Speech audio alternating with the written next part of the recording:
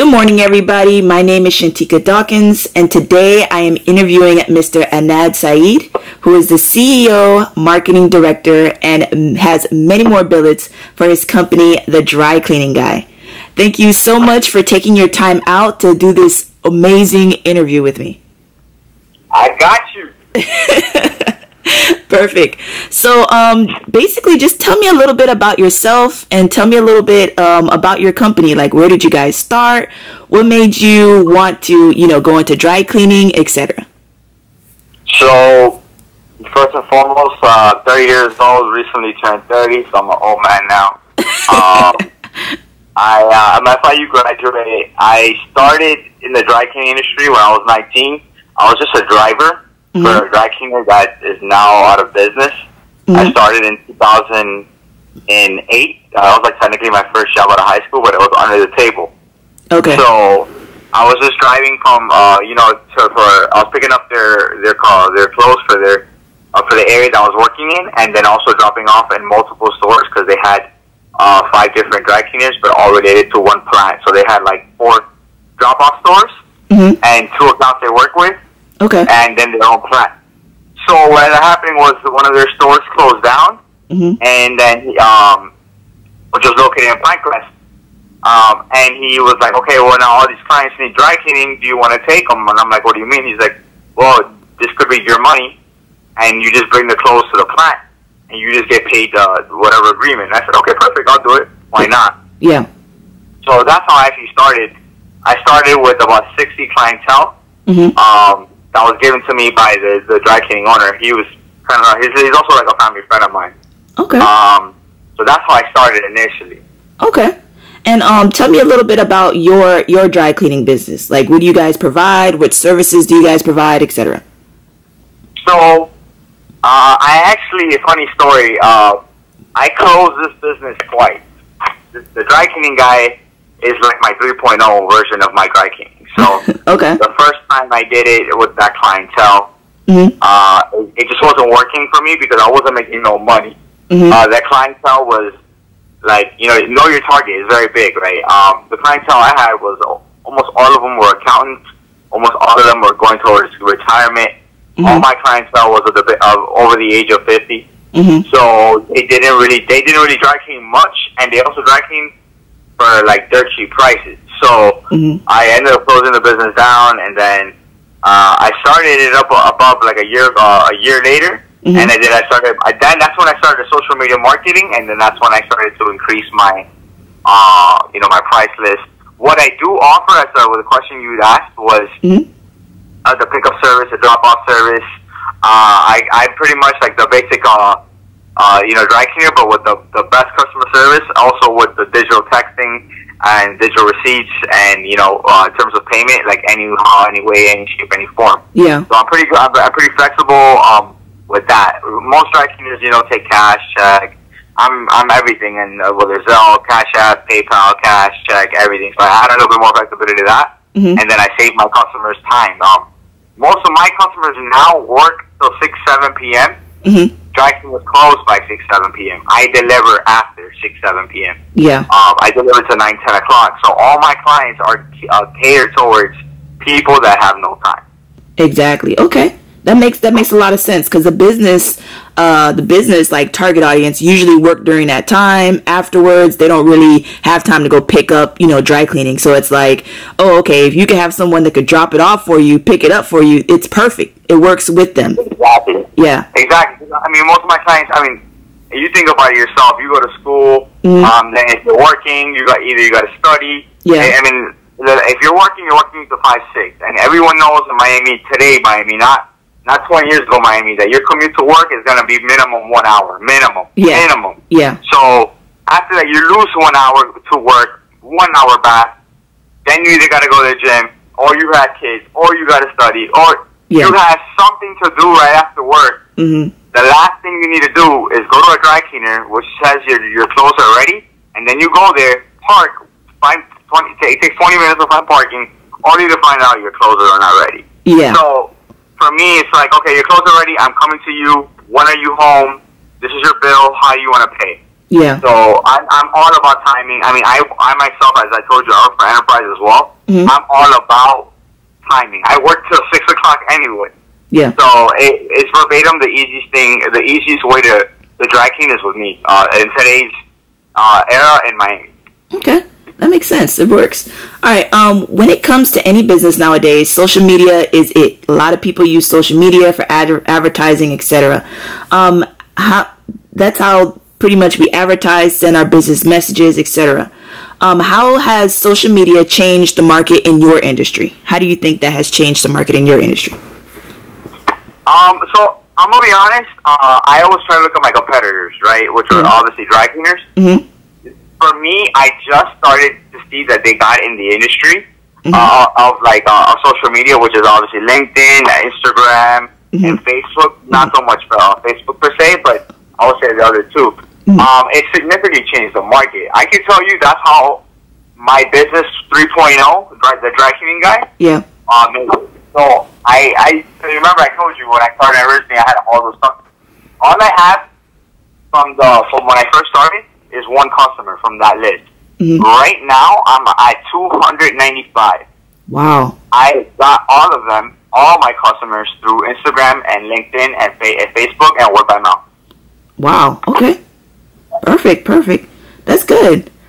I think that the word of mouth is like the main one, because once you have like your kind of little ambassador, so someone who actually did or enjoyed your service, they will go ahead and tell their best friend. That best friend believes what they say, and they contact you right away. Like, word of mouth is like where it's at. Yeah. But I can tell you though that if it wasn't for the social media, I mean, my customers I had were from social media. They're the ones who referred me. Oh wow. Okay. So if it wasn't for social media, I wouldn't have got these other customers word by mouth. I wouldn't have whatsoever. Yeah. Okay. So what are some certain opportunities or threats that have arisen because of social media? Threats, you say? I would say sometimes dry cleaners will try to either match my price list or beat it. But they can't beat the service. So basically, when that happened, when dry cleaners started out either lowering their prices to beat me, I made another adjustment. To secure the service, I would offer my customers another deal to try out my service to beat that. So I honestly, I had to alter my deals list to adjust to the lower prices. My thing is, at the end of the day, a dry cleaner will always probably beat my prices by like $1 max, because they have the facility. Yeah. I work with dry cleaners, so to dry clean my customers' clothes. So mine's a little bit more expensive because I deliver, but my service is way better than what they are. So. Okay, that's good. That makes sense. So overall, what would be your ideal target audience? Like your ideal target persona or your ideal customer? So I'm gonna be honest. I'm still learning that, right? But my target is so my ideal target should be people that work after 6 o'clock. So there's no science to that. It's not like you can just Google that and find out who does that. But what do is target specific professions because these are people I know who dry clean. So I target every item that I could dry clean. I target that profession. So people that wear suits, I target lawyers. I target attorneys. I target models because they wear clothes. I target anyone in the fashion industry. I target realtors. I target specific people that I know need to wear a suit minimum, or a blouse minimum. I target doctors for lab coats. I target wedding planners to get wedding dresses. Yeah, that makes sense. No? Yeah, so I target specific industries. But I'm going to be honest, like, none of that matters. If I can find out a list of people that work after 6 o'clock, that's all I would need. That's all you would need. Okay. That's it. But everything is trial and error. I tell you that right now.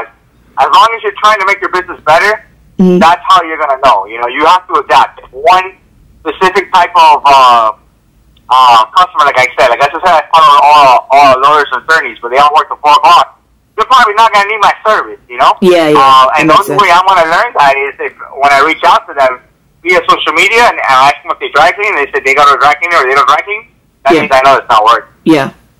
That's good that you constantly, reach out to social media, and, me studying marketing, our main focus is on like the customer, kind of understanding the customer and being like, okay, these are the problems that the customer have. What kind of solutions can I provide, and just like you said, when it comes down to like the problem, okay, I have a suit, I have this piece of clothing, and I'm constantly working, how can I get this clean? Okay, your solution to that problem is, hey, I can deliver, I can pick up. So that eliminates that problem right there. That's actually really, really good. So since you are an entrepreneur, what advice can you give out there to future entrepreneurs? First and foremost, I'm very big on my community. I was born in Pakistan, raised in the 305 West Kendall, so I'm very all about helping my community. So whatever business that you do, make sure it benefits your community, okay? Because at the end of the day, if your business is not helping out the world, what is the point of doing it, okay? True. With my dry cleaning, I offer, obviously, time saving, and money saving with the time, but not just that. My service, I give deals per item. But if anyone has a job interview that's coming up, all I ask for is, just like an email confirmation, and I'll dry clean the suit for free. Because at the end of the day, man, I want people to succeed. I want people to become my customers. And I know 100% along the way, we all need a little bit of help. There's no way in hell that we're all going to make it that we did it. We did it on our own. No. That's true. Either our parents helped us out, someone helped us out. So use whatever you're doing in your business to help out someone however you can, because it's not a hit towards you. And one day maybe that customer may use you, one day that customer may not. But that person is going to be very thankful towards you, and why not? So that's definitely one thing I do recommend. Number two, know your target. So like I told you, I learned how to target. That's the difference. It took me like 5 years to realize how to learn how to target. Just messing around. You can't be afraid to fail. You got to be able to be confident in what you do. Because at the end of the day, if you truly believe your service is the best, then you'll believe it. You'll market, you'll learn, you'll study. And again, number three, obviously study. And give 100%. No one wants business. No one wants to work with someone that's doing 50% of it. So. Yeah, that's true. All right, awesome. Well, we're gonna wrap up this interview. Pretty much, those are all the questions that I have for today. Do you want to give a shout out to your IG, to everybody out there? Maybe let them know your telephone number, how to contact you, your email address, etc. Yes, ma'am. So everybody follow me on Instagram, The Dry Cleaning Guy. And then I have a LinkedIn, which is linkedin.com, The Dry Cleaning Guy. I have a Facebook page. Yeah, man, support your local West Kendall guy. I pick up and I drop off. I'll come to you, save you time from your 9 to 5, however I can help. If you ever have a job interview coming up, let me know. I'll take care of your suit, okay? Perfect. That'll be it. All right, perfect. Thank you so much for taking the time out to go ahead and knock out this interview for me. I appreciate it. If you guys are interested in getting your dry cleaning done professionally by Mr. Adnan Saeed, go ahead and check him out, just like he said on his Instagram page. It is The Dry Cleaning Guy. And then also on his LinkedIn, look for The Dry Cleaning Guy. He is definitely doing a special for those of you who are looking to go to your first interview looking brand new, feeling fresh, feeling great. He's going to do a special for you guys, so go ahead and check him out.